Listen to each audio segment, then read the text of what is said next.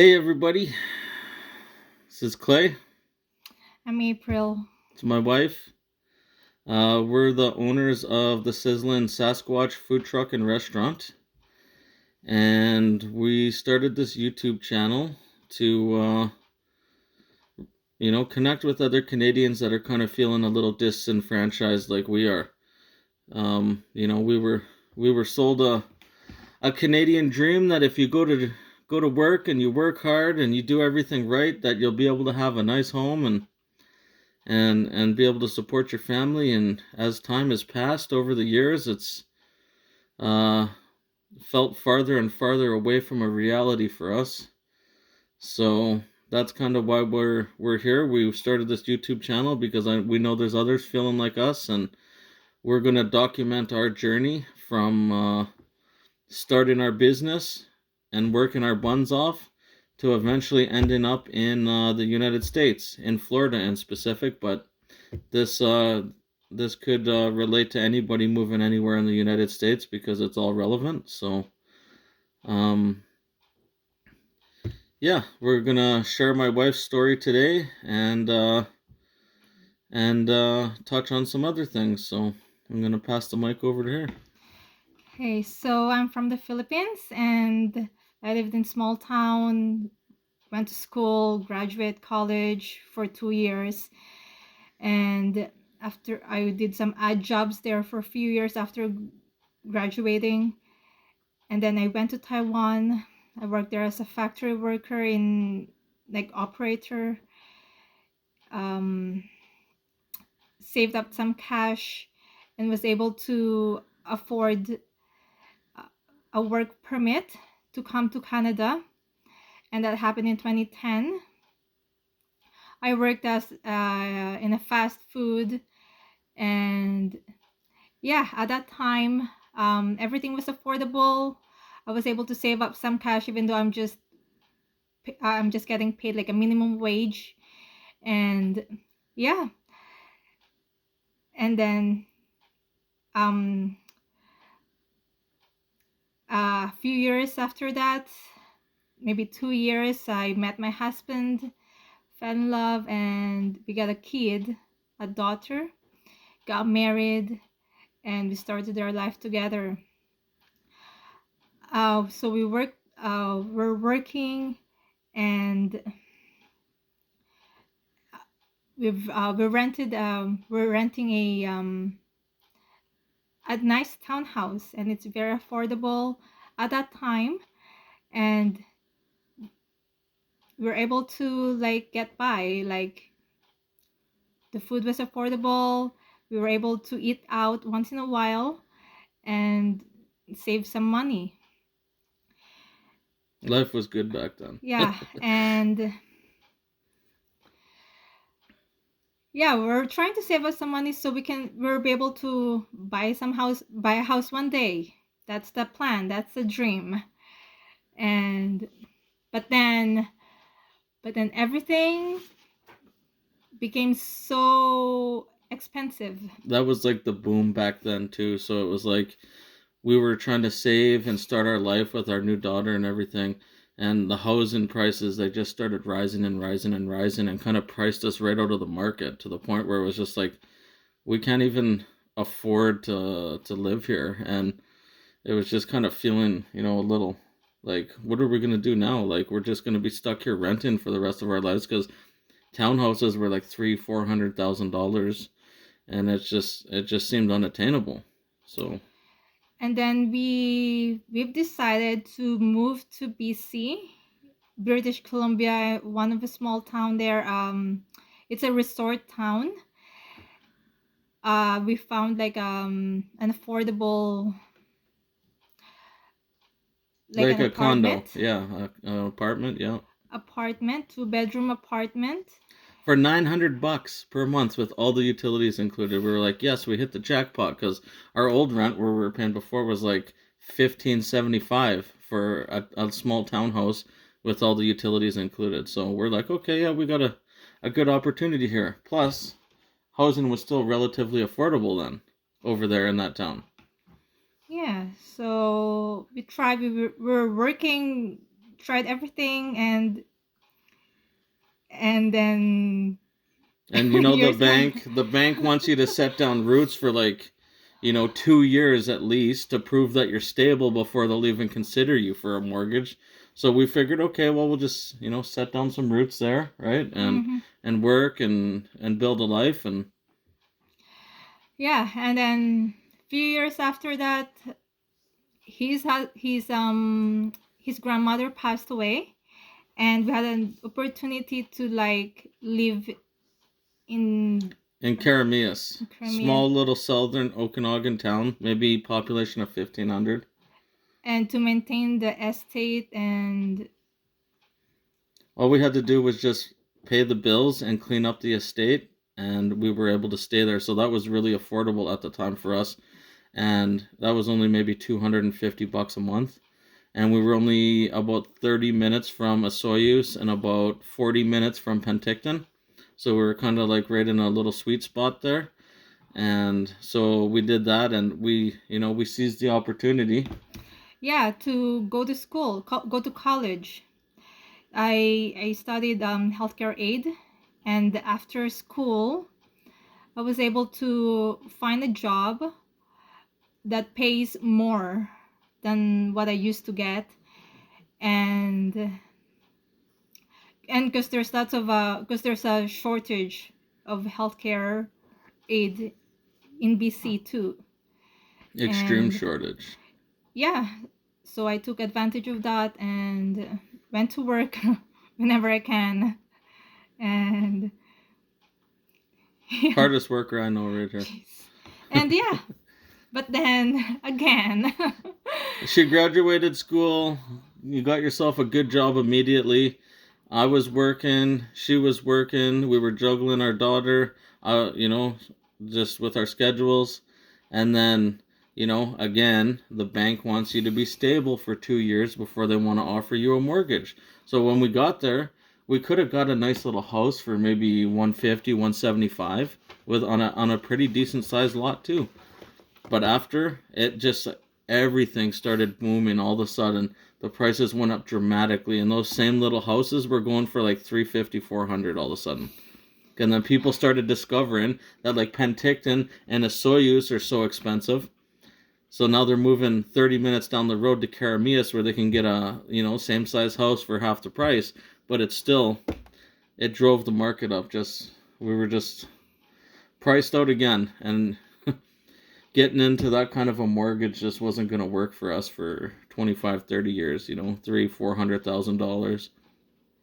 and then yeah, we started looking again where we can find an affordable home, and that end up in northern BC.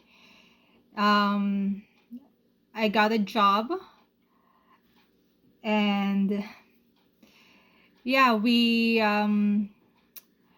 sold everything we have, downsized down everything with everything, like all the furnitures, we sold of all of them, Everything. and we were able to raise some money to afford a travel trailer. It was an old, like An old. decent one. It was still in pretty good shape, but it was old. And the only reason we had to do that is because when she took the job, we didn't realize that there was a kind of housing shortage in the north, but even worse.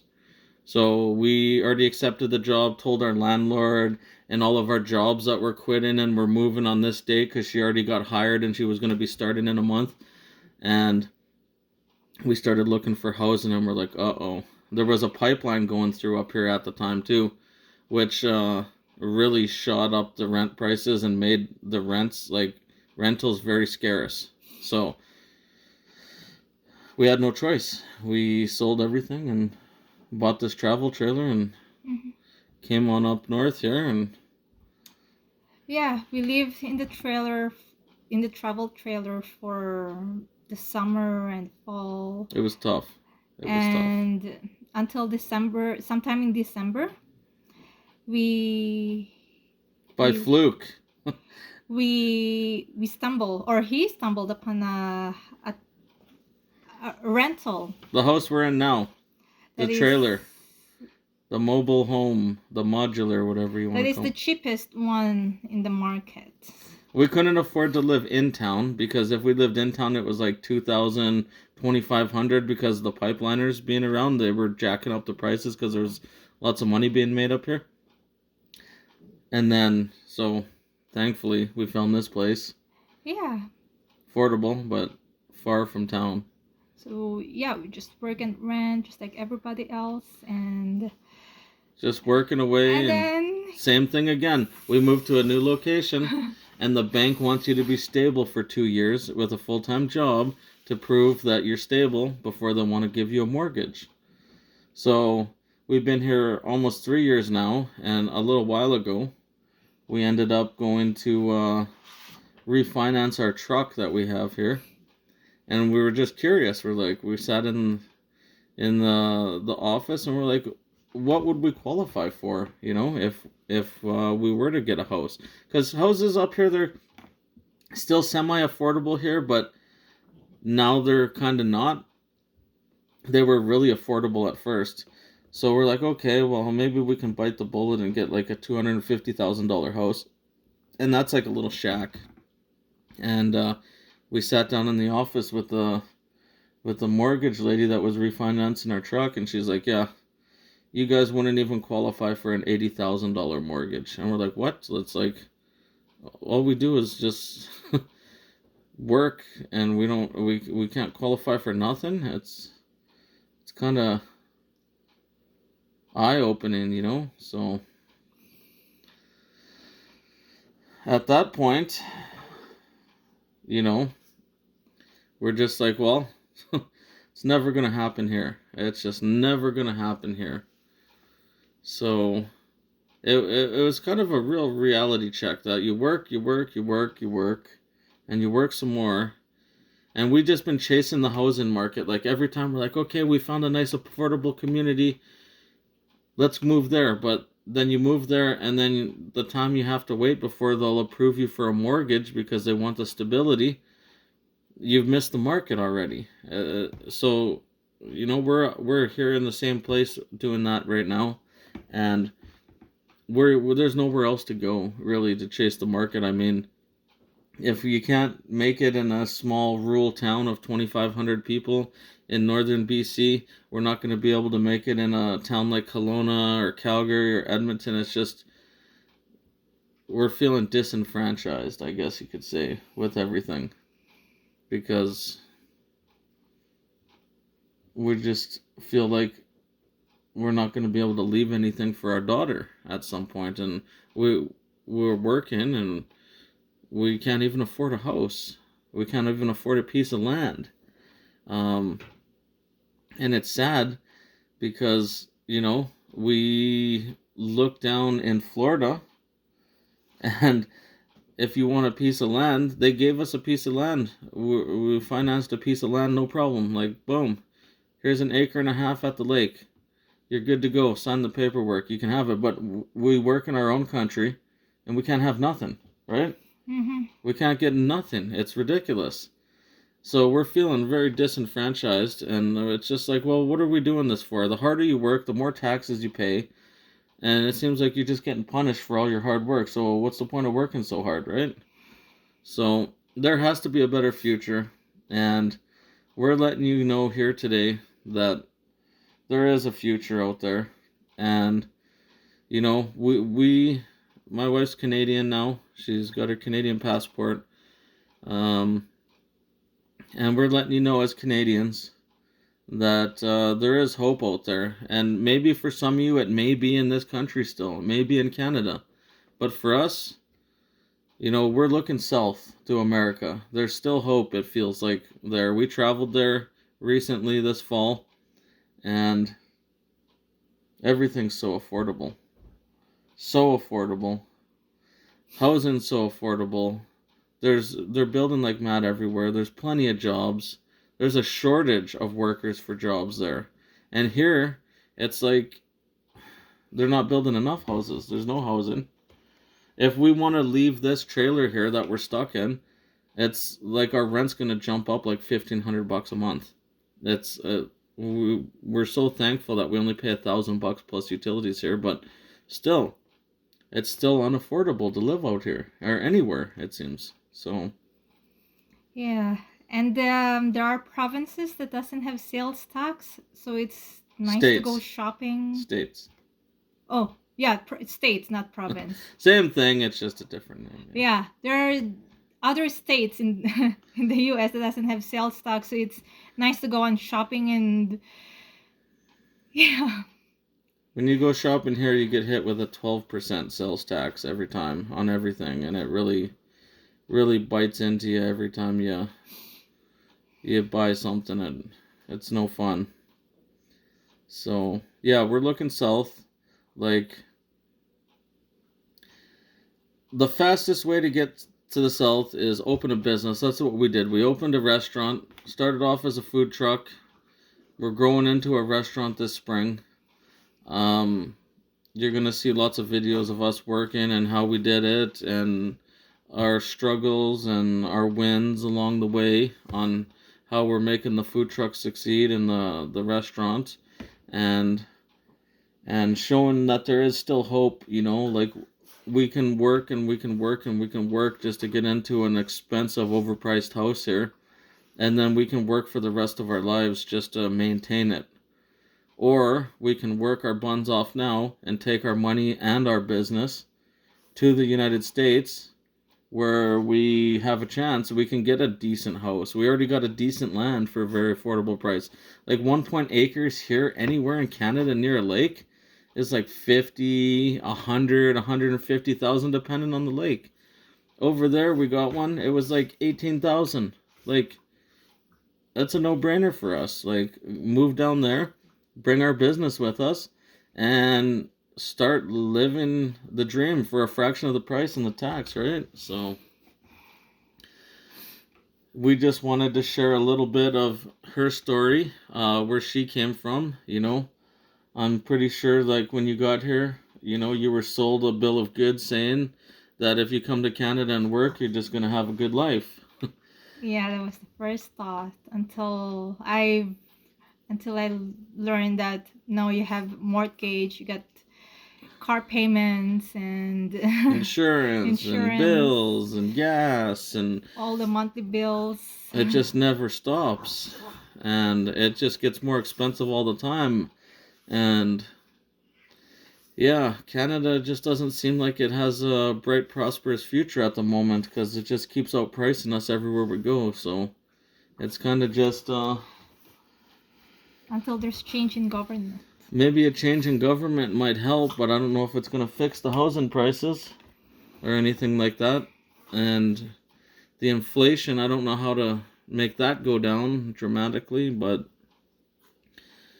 it's just, we're feeling the way a lot of Canadians are feeling, and we want to document our journey from here. We're not traders. We don't hate Canada. A lot of people right now with this whole trade war thing, they're like, oh, Americans suck and America this and blah, blah, blah. And, if you even mention America, people get all uptight and real mad. But, I've always loved Canada. I was born in Canada. My wife loves Canada. Canada gave her the opportunities she's having here. And, we love Canada, but it seems like Canada has turned its back on us and really gave us, like, no hope for the future for our daughter. Like, how many more jobs can we work before we're allowed to buy a house or able to qualify or able to have a little extra dollars left over to do something, right? So that's where we're at in life, and we're gonna document the journey here and see what happens, and hopefully we're gonna work ourselves into America. And not that we hate Canada, we still love Canada. It's just we want to be able to have the future that our daughter deserves and we deserve for working hard, and it's not being afforded to us in this country right now. So anything you want to add there? No.